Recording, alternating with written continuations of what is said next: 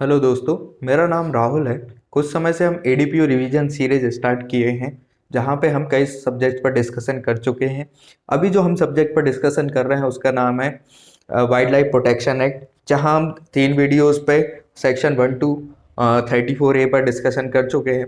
इसके आगे हम जो सेक्शन पे अब डिस्कशन करेंगे, तो हमने जिस प्रकार देखा इसके पहले वाले सेक्शन में जहां एस्टेब्लिशमेंट ऑफ सेंचुरीज हो रहा था, ऐसे ही जो सेक्शन 35 है वो बात करता है डिक्लेरेशन ऑफ नेशनल पार्क। ठीक है, तो इसमें भी किसको पावर है? तो where it is appear to the state government. ठीक है, अगर स्टेट गवर्नमेंट को, तो इधर भी ध्यान रखना अपन को कि कौन डिक्लेयर करेगा, तो स्टेट गवर्नमेंट करेगा। That an area whether within a sanctuary or not, या तो वो सेंचुरी में है या नहीं, if by reason or of its ecological faunal floral and zoological association of importance. अगर वही वो जो हमने सेंचुरीज में देखा था, जैसे कोई पारिस्थितिक ऐसी इकोलॉजिकल एरिया है, या मान लीजिए जहाँ कोई प्राणियों का संरक्षण किया जाना है या कोई पेड़ पौधों का संरक्षण किया जाना है। ठीक है, तो अगर वो एरिया उनको लगता है स्टेट गवर्नमेंट को इसको प्रिजर्व करना, कंजर्वेशन की जरूरत है, तो उस एरिया को क्या कर सकते हैं, नेशनल पार्क डिक्लेयर कर सकते हैं। ठीक है, फिर इसके बाद हम देखते हैं कि या तो वो उसको स्पेसिफाइड अलग से या कई सेंचुरी को मिलके एक नेशनल पार्क भी बना सकते हैं। तो इतना बस हमें ध्यान रखना है कि कौन करेगा, तो स्टेट गवर्नमेंट करेगी। कौन से सेक्शन में दिया है? 35 में दिया है। ठीक है, फिर इसके बाद हम 36A देखते हैं, declaration and management of conservation reserve. The state government may after having consultation with the local community, पहले वहां की लोकल कम्युनिटीज को क्या करेंगे, उनसे डिस्कशन करेंगे, उसके बाद क्या करेंगे, फिर डिक्लेरेशन देंगे। ठीक है, पहले समझेंगे कि वहां उस लोगों को दिक्कत तो नहीं होने वाली है, या मान लीजिए वहां से पहले ही से कोई ऐसे बाउंड्रीज है जो दूसरी सेंचुरीज में लग रही है, तो इस प्रकार से डिस्कशन करेंगे कहाँ से, लोकल कम्युनिटीज से। Declare any area on by the state government. ठीक है, ये बात ध्यान रखनी है। 36B बात करता है कंजर्वेशन रिजर्व मैनेजमेंट कमेटी। तो स्टेट गवर्नमेंट क्या करेगी, कंस्टिट्यूट करेगी एक क्या, कंजर्वेशन रिजर्व मैनेजमेंट कमेटी, जो एडवाइस करेगी किसको, चीफ वाइल्ड लाइफ वार्डन को, कि कंजर्व मैनेजमेंट और मेंटेन और कंजर्वेशन रिजर्व जो फॉरेस्ट है इनका है, इनका कंजर्वेशन और इनका मेंटेन और मैनेज कैसे किया जाना चाहिए। ठीक है, तो एक ये क्या करेगी, एडवाइस करेगी चीफ वाइल्ड लाइफ ऑफिसर जो वार्डन है उसके लिए। ठीक है, फिर इसके बाद हम देखते हैं 36D जो बात करता है कम्युनिटी रिजर्व मैनेजमेंट कमेटी। तो स्टेट गवर्नमेंट क्या करेगी, एक कंस्टिट्यूट करेगी कम्युनिटी रिजर्व मैनेजमेंट कमेटी, जो सामुदायिक मतलब जो वहीं के लोगों से मिलकर जुल के एक समिति बनेगी, जिसमें 5 member shall be they are the authority for the conserve. ठीक है, जो जिनका काम क्या होगा, conserving maintaining and managing the community. ठीक है, तो इसमें जो 5 रिप्रेजेंटेटिव मेंबर्स होंगे जिस कमेटी के, वो उस गांव से ही आएंगे जहां से वो बिलोंग करती है वो समिति। ठीक है, अगर वो ग्राम पंचायत नहीं है तो ग्राम सभा की, और एक जो मेंबर होगा वो रिप्रेजेंट करेगा स्टेट फॉरेस्ट और वाइल्ड लाइफ डिपार्टमेंट को। ठीक है, तो इतनी बात ध्यान रखनी है। फिर आ जाता है सेंचुरीज और national park declared by the central government. अभी तो हमने जो सेंचुरीज और नेशनल पार्क देखे वो कौन की बात कर रहा था, स्टेट गवर्नमेंट के। अब जो सेक्शन 38 है, तो ऐसा ध्यान रखना कि जो 35 है ये बात करता है स्टेट गवर्नमेंट में, और जो 38 से जो स्टार्ट होती है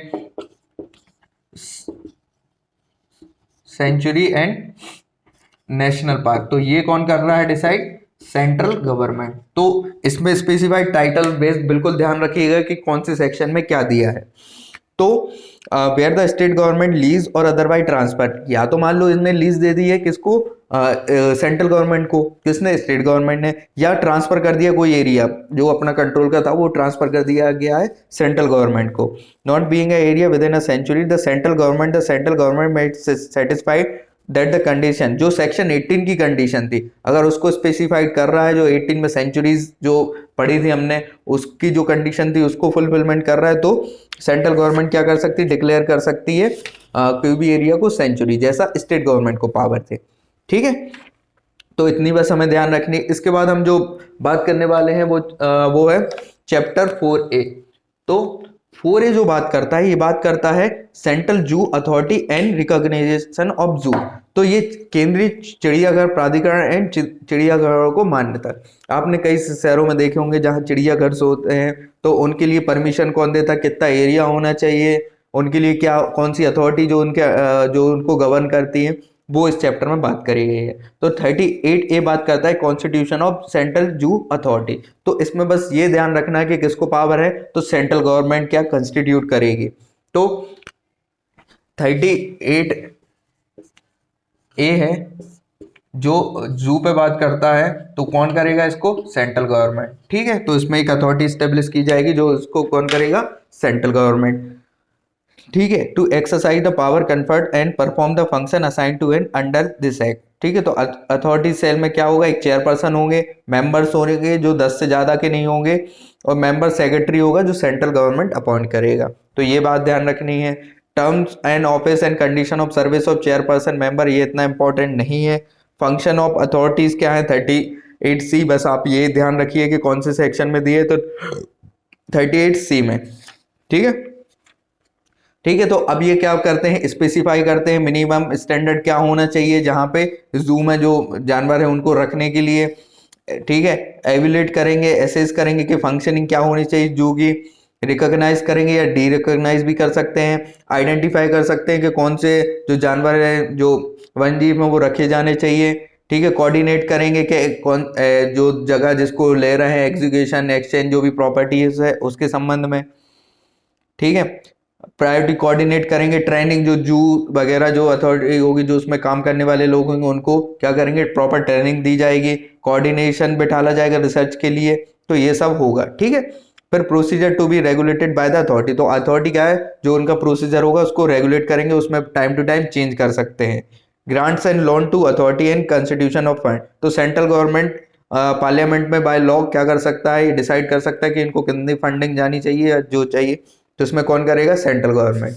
तो ये बात ध्यान रखनी है।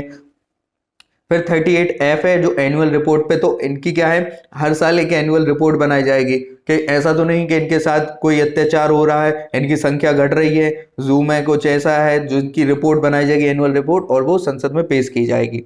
ठीक है, एनुअल रिपोर्ट भी इसी प्रकार है। फिर 38H है recognition of zoo, no zoo shall be operated without the being recognised by authority, तो रिकॉग्नाइजेशन जरूरी है अथॉरिटी द्वारा, तभी वो क्या होंगे, रिकॉग्नाइज, उनको मान्यता मिलेगी।